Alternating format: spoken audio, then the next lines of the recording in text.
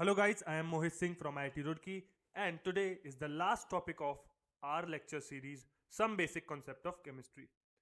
Limiting reagent पढ़ने वाले हैं आज हम, लास्ट टॉपिक है। उसके बाद हम नया टॉपिक स्टार्ट करेंगे, ठीक है।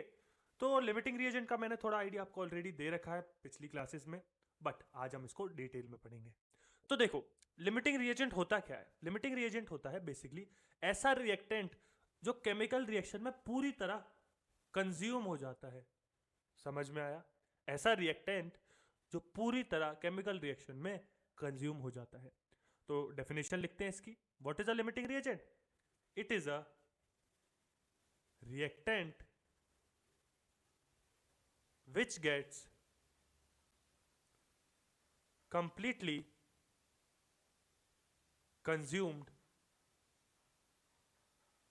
in a chemical reaction। ठीक है, इतनी बात समझ आई।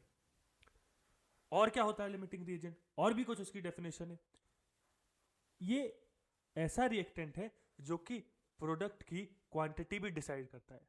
अच्छा, ये कैसे? मान लो दो रिएक्टेंट है हमारे पास, ए प्लस बी। ये क्या है? दो रिएक्टेंट है हमारे पास। इनसे मिलके बनता है सी। मान लेते हैं ए हमारा लिमिटिंग रिएजेंट है। ये क्या है? Limiting reagent.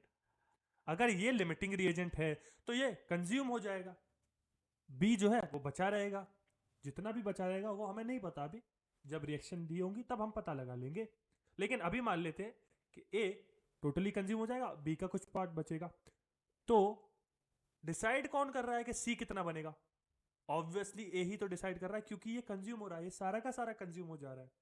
तो A is deciding the quantity of C produced, that is limiting reagent is deciding the quantity of C produced. तो ये भी आप लिख सकते हो, it also decides the quantity of product produced। ठीक है, तो ये होता है लिमिटिंग रिएजेंट। अब सबसे बड़ा क्वेश्चन हमारे सामने आता है, लिमिटिंग रिएजेंट की डेफिनेशन तो ठीक है, पर निकालेंगे कैसे इसको? How to find limiting reagent, इसको निकालेंगे कैसे? चलिए इसको देखते हैं। एक एग्जांपल लेते हैं हम। मैं इसको इरेज कर रहा हूं, आप इसका स्क्रीनशॉट ले लेना या फिर इसको नोट कर लेना। ठीक है, चलो एक एग्जांपल लेते हैं। C2H3Br3, इसकी रिएक्शन कराई हमने O2 के साथ, फिर हमें मिलता है CO2 H2O एंड Br2। ठीक है, अब लिमिटिंग रिएजेंट फाइंड करने के रूल्स होते हैं, तो लिखो इन्हें। Rules to find limiting reagent. ठीक है, बेसिकली आपको समझना है, एज सच इन्हें याद नहीं करना है। ठीक है, बट फिर भी लिखवाना पड़ता है एज अ टीचर, तो मैं लिखवा रहा हूं। First, balance the chemical equation. Chemical equation को बैलेंस करो। उसके बाद क्या करना है आपको?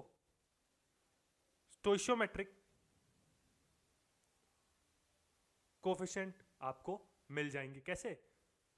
क्योंकि आपने इक्वेशन बैलेंस कर ली है, तो ऑब्वियसली स्टोइशियोमेट्रिक कोफिशिएंट तो आपको पता लग ही जाएंगे, जो कि मैंने आपको समझाया है पिछली क्लास में। बेसिकली स्टोइशियोमेट्रिक कोफिशिएंट होते क्या है? जो आप बैलेंसिंग करके जो नंबर लिखते हो वही तो स्टोइशियोमेट्रिक कोफिशिएंट है।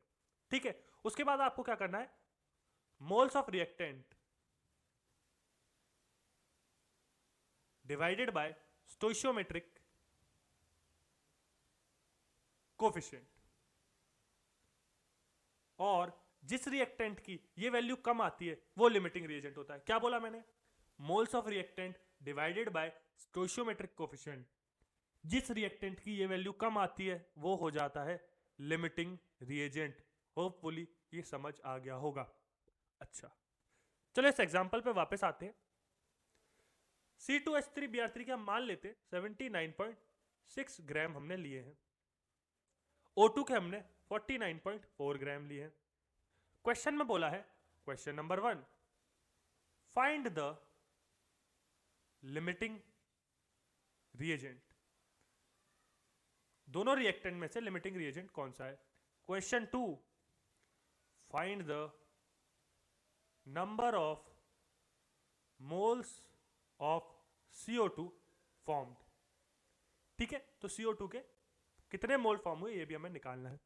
तो चलो इस क्वेश्चन को सॉल्व करते हैं और बहुत ही इजीली हम इस क्वेश्चन को सॉल्व करेंगे। देखो सबसे पहले इक्वेशन को बैलेंस करते हैं। तो देखो C2H3Br3, यहाँ है CO2, तो सबसे पहले हम बैलेंस करते हैं ऑक्सीजन को। यहाँ 2 है, एक इधर है, तो मान लो इधर 6 लगा देते हैं हम, 6H2, तो 12 इधर हो गए, ऑक्सीजन कितने हो गए 6, और इधर 8 लगा दो। समझ आया, इधर 8 लगा दिया तो कार्बन 8 हो गए, इधर 4 से मल्टीप्लाई करना पड़ेगा। इतनी बात क्लियर। टोटल ऑक्सीजन कितने हो गए 11, तो 11 से इधर कर दिया। Br2 कितने हो गए 12, तो 6 से इधर कर दिया। तो ये इक्वेशन हो गई बैलेंस। ठीक है, इक्वेशन बैलेंस कर दी हमने।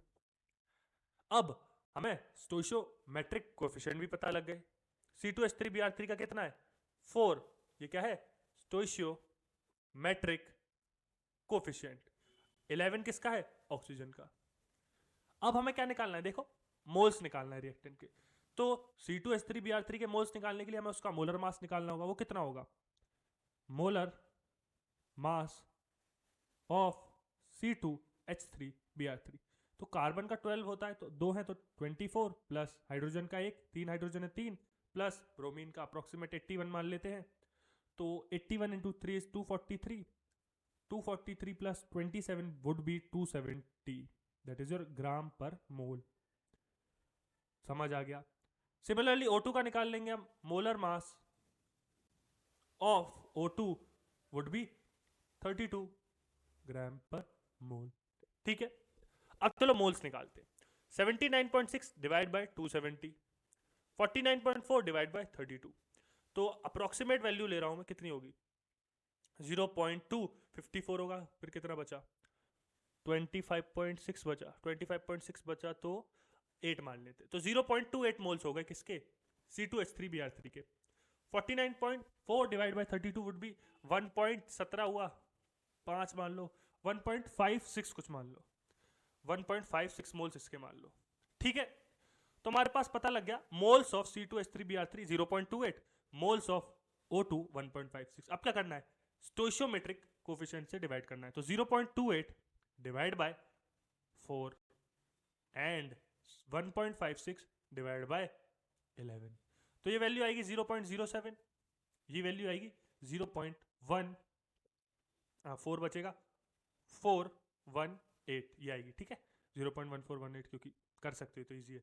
0.07, 0.1418, तो वैल्यू कम कौन सी है 0.07। सो लिमिटिंग रिएजेंट क्या हुआ C2H3Br3 हुआ। मैंने क्या बोला था, यही डिसाइड करेगा प्रोडक्ट की क्वांटिटी। तो वो कैसे पता लगाएंगे, सुनो। Find the number of moles of CO2 form. तो जितने भी इसके मोल है 0.28, ये कंप्लीटली कंज्यूम हो जाएंगे क्योंकि ये लिमिटिंग रिएजेंट है। तो अब हमें पता है बाय स्टोइशियोमेट्री 4 मोल C2H3Br3 के 8 मोल CO2 बनाते हैं। 4 मोल 8 बनाते हैं, तो 1 मोल C2H3Br3 के कितने बनाएगा 8/4, दैट इज 2। और 0.28 कितने बनाएगा 0.28 इंटू 2। ये समझ आया है नहीं, देखो 4 मोल C2H3Br3 बनाता है 8 मोल CO2। इस 4 को इधर ले जाओ, तो 1 मोल C2H3Br3 बनाएगा 2 मोल CO2। अब इससे मल्टीप्लाई कर दो 0.28 से, तो 1 इंटू 0.28 हो जाएगा। तो 0.28 मोल ऑफ C2H3Br3 कितने बनाएगा 2 इंटू 0.28। ठीक है, तो ये आपको ऐसे नहीं करना है, आपको यार ऑब्वियस कॉमन सेंस है तो समझ आ ही रहा होगा, बट मैंने एक्सप्लेन करने के लिए आपको बता दिया कि ये कैसे आता है। तो 2 into 0.28 would be 0.56 moles of CO2 formed. तो सेकेंड क्वेश्चन का आंसर हो जाएगा 0.28। तो होपफुली आपको ये लेक्चर समझ आया होगा और पूरी सीरीज जो थी some basic concept of chemistry वो भी समझ आई होगी। So yeah that is it from this lecture series. I will see you in the next one. Till then take care, bye bye.